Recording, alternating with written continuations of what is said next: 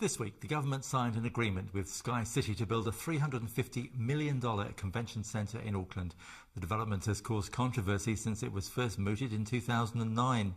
As part of the deal, SkyCity gets more pokie machines and gambling tables and a 35-year extension on its casino licence. The government says it will boost our economy by $90 million annually and generate 800 jobs. But many groups are still opposed to it, like the Salvation Army.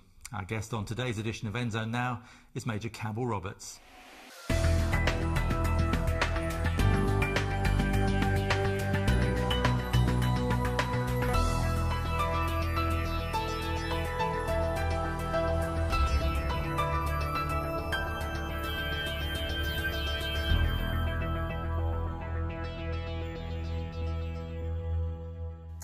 Well, Major Roberts, thank you very much for sparing time for us today. What was your initial reaction when you heard the announcement yesterday morning? I guess a reaction of deep disappointment that the government was prepared to put ahead the lives of people, was prepared to actually go with a building before they sort of concentrated on the lives of people. This decision is going to actually have a dramatic effect on the lives of some people in Auckland and other parts of New Zealand. The government, of course, would argue that it's going to generate 1,000 jobs while it's being built, 800 permanent jobs after it is built, bring in an annual revenue of $90 million into the economy. Now, all that is a good thing. Obviously, it's a good thing. I mean, obviously, the convention centre is a good thing. To have a convention centre, to have extra work, to have extra jobs, all of those things are good. What is not put in the equation, and what government hasn't been talking about, is the harm that will be caused by this decision. And it's a harm which continues to be a legacy. So it's not a one-off harm, it's a harm that's actually going to continue for years and years and years. And so that's a very serious situation. And that hasn't been costed. Nobody's giving those figures. But what we know is that for every person who gets into problem gambling, there's 17 people affected, and sometimes affected in quite tragic ways. Is it something you can put a cost on? I mean, are you comparing oranges and apples? Well, I think the problem is that we can easily see the cost of building a convention centre. We can easily see the gains which are going to be made for SkyCity, which are very considerable.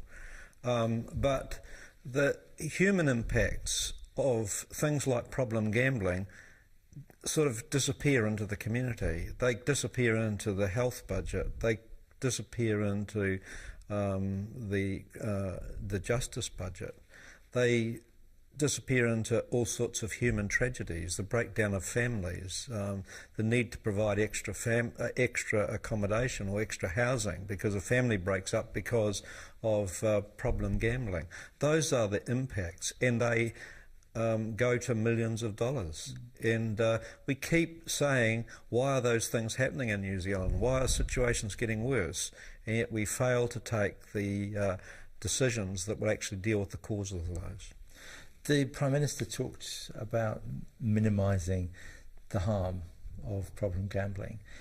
What's your, I mean, that presumably will help, or are you not convinced? Well, of course they're taking minimisation actions now. The pressure has been on, and minimisation is occurring. I mean, but to suddenly believe that there's some magic answer out there that's going to sort of minimise the harm suddenly, it's just, it's cuckoo land, really. It's not going to happen. And SkyCity are not going to be able to deal with those situations. And they, of course, they have a business model which doesn't encourage them to do that, because some of these people who get into problem gambling gamble quite heavily. And they keep saying, for instance, one of the things that I've heard SkyCity managers saying is, well, this won't be people in Auckland, this will be people from overseas, this will be tourists. Well, I don't know whether the SkyCity manager has been down on his floor on an afternoon. Because if he did that, he would see that actually it's Aucklanders, it's people who can ill afford to be there, who are actually propping up this organisation, and that really is not being faced up to. There's not reality, and there's not truth in those things. I heard a business leader from Christchurch saying, yes, one of the things we have to accept is that there is collateral damage effectively from building the convention centre. We just need to be able to cope with that.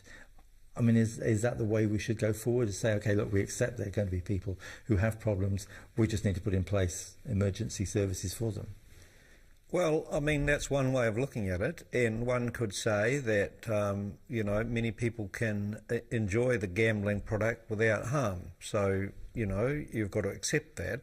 The reality, though, is that what we're doing is increasing. There was already a situation. We've accepted a limit of whatever number of pokie machines and tables we've got now.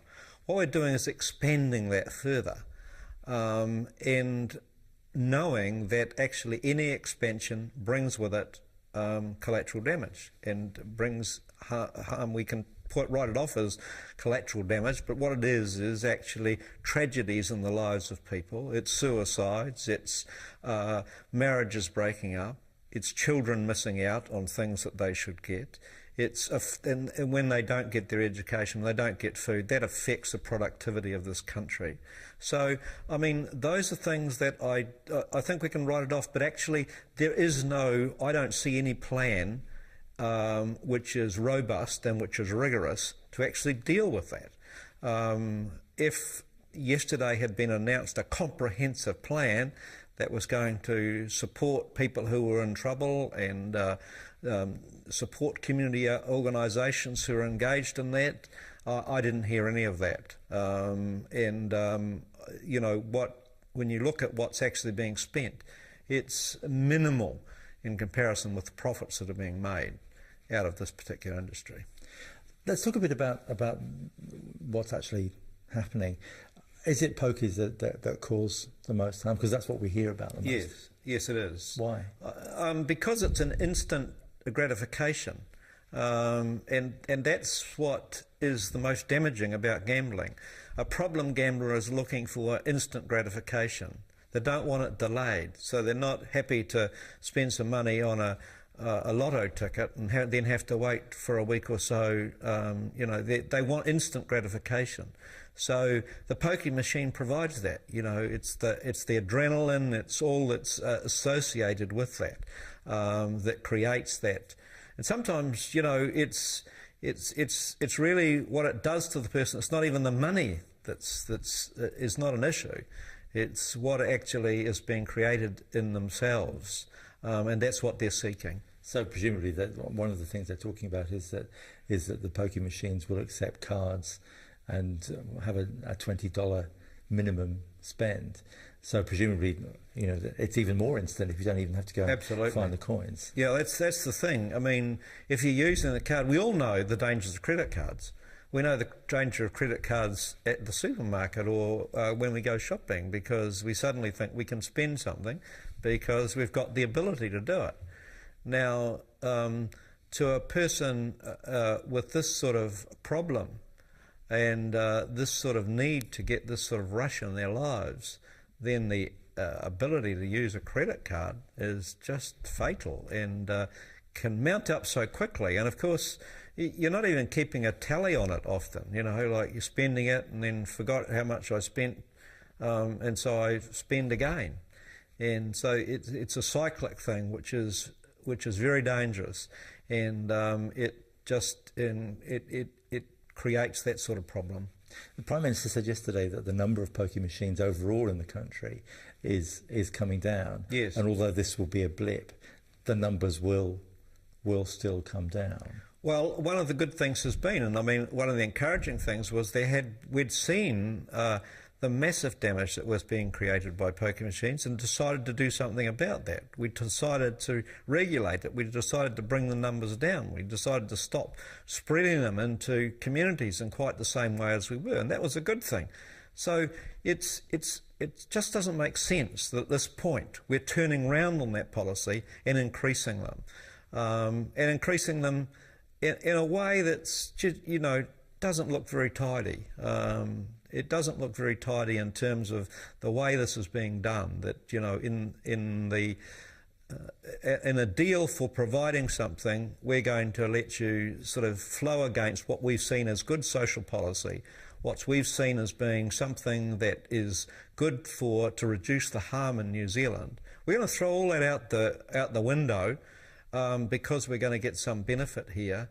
And what we know, of course, for convention centres over the world is none of them make money. They may create, extra income into the community, but they don't make money themselves. So one wonders down the track who actually picks up the cost of that as well.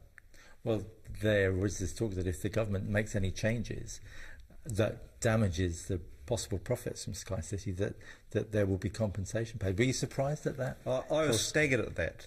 I was staggered that we are actually prepared to actually support private business against the loss. I mean, what is this about? This is a form of intervention, and then to go further and to introduce legislation which actually is saying, if there's a change of government, we'll make it impossible for them to change. I mean, this is right against the democratic process. This is a very serious change. So I think the thing that worries me most is the things that actually surround this deal in terms of challenges really to the democratic process and that which we've known in New Zealand. And I think there are people who look on New Zealand as having a sound sort of legislative process who are absolutely staggered at what we're doing. And I just think that, in a sense, we've gone into this a bit like it's a bit like the old story of the frog falling into the pond. It's got hotter and hotter, and like we're now into very hot territory here. And I don't think that people have stood back and thought, what are we really doing here? And are these decisions decisions that we would want to make in all sorts of other parts of the economy? And I doubt that they are. And I suspect that in retrospect we'll look back and say this was a bad time and these were bad decisions. Our time's nearly to an end, but very briefly, the government's got the numbers to put it through. Is there anything that you will be doing? Well, it's been huge protests, and obviously we'll be taking every opportunity to try and still stop this deal. And I think there will be energy, and there does need to be energy in the community. Again, I think we must emphasise that a convention centre is a good thing. It brings people together, it creates excitement and community. But what we're doing in making it part of the SkyCity deal is that we're actually going to destroy community and some of the gains that we get from having a convention centre in Auckland. Well, Major Roberts, thank you very much indeed for your time today. And that's all we've got time for today. Our thanks to Major Campbell Roberts from the Salvation Army. If you have a comment on what we've been talking about today, we'd be pleased to hear from you at our email address, which is nzonenow, all one word, @shinetv.co.nz. Now, don't forget this week's episode of Nzone Focus, which tells a story from the Wahine disaster, which has never been heard before. But for now, from the Nzone Now team, ka kite anō.